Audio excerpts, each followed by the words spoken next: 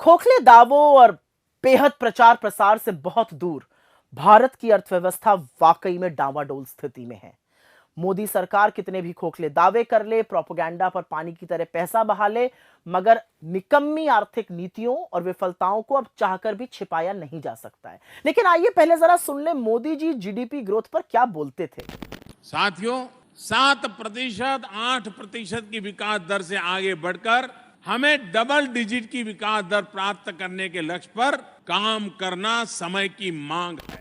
तो सुना आपने, डबल डिजिट तो बड़े दूर की बात है। इनकी सरकार के खुद के आंकड़े ही बता रहे हैं कि इस साल मतलब 2024-25 में जीडीपी ग्रोथ मात्र 6.4% की होने वाली है, जो ना सिर्फ 4 साल में सबसे कम है बल्कि कोरोना महामारी के बाद की सबसे निचली ग्रोथ रेट रहेगी।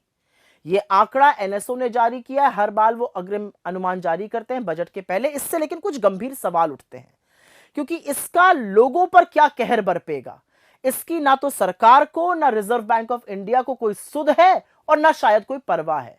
आप सोचिए कि नवंबर 2024 की शुरुआत तक आरबीआई जो था वो 7.5% की जीडीपी ग्रोथ रेट का अनुमान लगाकर बैठा था और सरकार को यह आशा थी कि जीडीपी ग्रोथ रेट आएगा 7.2% पे। अब अनुमान 6.4% पर हो गया है। इन दोनों एजेंसियों के पास हर तरह का आंकड़ा है, हर तरह का इकोनॉमिक डेटा है, हाई फ्रीक्वेंसी इंडिकेटर होते हैं, और उसके बावजूद भी ये इतने अनभिज्ञ हैं। तो ये इनकी अकर्मण्यता है या सच को छुपाने की सोची समझी साजिश, इसका फैसला आप खैर खुद कीजिए। सरकार के मंत्री और सत्तारूढ़ बीजेपी के जो पदाधिकारी हैं वो विशेषज्ञों को, इकोनॉमिस्ट्स पर खूब कटाक्ष कसते हैं और जितनी मर्जी हो कटाक्ष कसिए, लेकिन असलियत यह है कि इस सरकार ने देश के लोगों को कम ग्रोथ और कमर तोड़ महंगाई से जूझने को मजबूर किया है।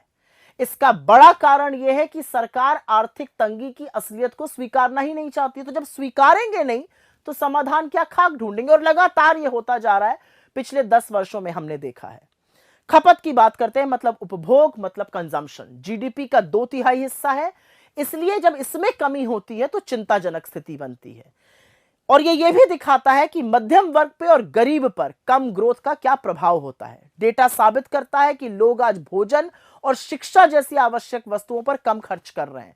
जो प्राइवेट कंजम्पशन पर खर्च की ग्रोथ होती है वो पिछली तिमाही में 7.4% थी, अब घटकर 6% रह गई है। एफएमसीजी कंपनियां, वही कंपनियां जो साबुन, तेल, शैम्पू वगैरह बनाती हैं, उन्होंने ये बड़ा खुलासा किया है कि अब छोटे छोटे पैकेज की जो मांग है वो ज्यादा हो रही है।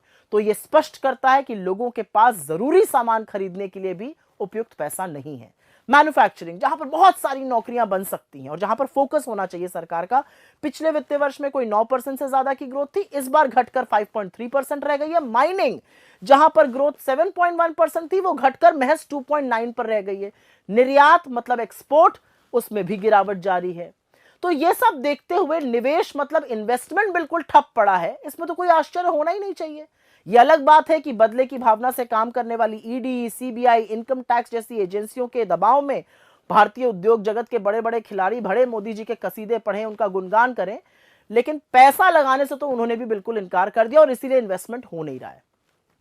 तो बेरोजगारी, कम आय, आवश्यक वस्तुओं पर जबरदस्त टैक्स और कमर तोड़ महंगाई के कारण लोग आज अपने भविष्य की बचत से खर्च करने को मजबूर हो चुके हैं। जो घरेलू बचत है वो 50 साल के सबसे निचले स्तर पर है। यही नहीं, आज जीवन जीने के लिए लोग जेवर गिरवी रखने को मजबूर हैं और ऐसा करने वालों की संख्या में 50% की बढ़ोतरी हुई है। लोन लेकर ना चुकाने वालों में 30% की बढ़ोतरी हुई है। सेकेंडरी स्कूल के एडमिशन में गिरावट हुई है। बड़ी बड़ी यूनिवर्सिटीज में, सेंट्रल यूनिवर्सिटी से बिना डिग्री लिए आधी पढ़ाई छोड़ने को लोग मजबूर हैं। ये सब क्या है? ये आर्थिक बर्बादी के एक के बाद एक प्रमाण है। खैर, सूट बूट की सरकार में इनकम टैक्स कॉर्पोरेट टैक्स से कहीं ज्यादा है। आटे पर, दही पर, पढ़ाई पर, दवाई पर, यहां तक कि पॉपकॉर्न और पुरानी गाड़ी की बिक्री पर भी जमकर जीएसटी वसूला जा रहा है। पर एक बात साफ है, आर्थिक मंदी स्पष्ट रूप से गरीबों और अमीरों पर अलग अलग तरह का प्रभाव डालती है। आज आम हिंदुस्तानी अपने 2 वक्त के भोजन, अपने बच्चों की शिक्षा के साथ समझौता कर रहे हैं, जबकि जो हाई नेटवर्थ इंडिविजुअल्स हैं, जो सुपर रिच लोग हैं, वो देश छोड़कर विदेश की ओर भाग रहे हैं। सच्चाई यह है कि मोदी ने भारतीय अर्थव्यवस्था को पूरी तरह से चौपट, पूरी तरह से ध्वस्त, पूरी तरह से बर्बाद कर दिया है। असलियत यह भी है कि आप उन वेबसाइट को तो हटा सकते हैं जहां पर डॉक्टर मनमोहन सिंह के कार्यकाल में जीडीपी की ज्यादा ग्रोथ लिखी थी, लेकिन क्या आप इस फैक्ट को नकार सकते हैं कि यूपीए के शासनकाल में 2004 से 14 के बीच एवरेज जीडीपी ग्रोथ हर साल 7.5% की थी और आपके 10 साल के शासनकाल में वो महज 6.5% रही है। प्रधानमंत्री और उनकी सरकार $5 ट्रिलियन की इकोनॉमी का जाप जपते रहते हैं, ढिंढोरा पीटते रहते हैं। यह अलग बात है कि यह होना 2022 में था और अब शुरू 2025 हो चुका है, लेकिन भारत को उस आंकड़े तक पहुंचने के लिए 9 से 10% एटलीस्ट कम से कम जीडीपी ग्रोथ करनी होगी, तब हम वहां पहुंच पाएंगे। इसके बारे में कोई चर्चा नहीं है। खैर, अर्थव्यवस्था चलाना कोई रॉकेट साइंस तो है नहीं, कोई मुश्किल काम तो है नहीं, लेकिन सरकार को समाधान खोजने से पहले समस्या को तो स्वीकारना होगा। सीना ठोकना, प्रोपेगेंडा फैलाने में आप अंधभक्तों की तालियां बटोर सकते हैं, आप चरण चुंबक मीडिया की ओर से अहम मुद्दों पर सुई टपक सन्नाटा आपको मिल सकता है, मगर इससे अर्थव्यवस्था की सच्चाई नहीं बदलेगी और इसकी कीमत तो हमारा देश चुका रहा है। आने वाले केंद्रीय बजट में वैसे सरकार के पास एक मौका है कि कंजम्पशन, इन्वेस्टमेंट, उपभोग, निवेश दोनों पर ध्यान दें और उसको बढ़ाया जाए। मगर क्या सरकार अर्थव्यवस्था को सुधार कर देश को प्रगति की ओर ले जाएगी या पूरे देश में खुदाई करा करा के मुद्दों से भटकाती रहेगी?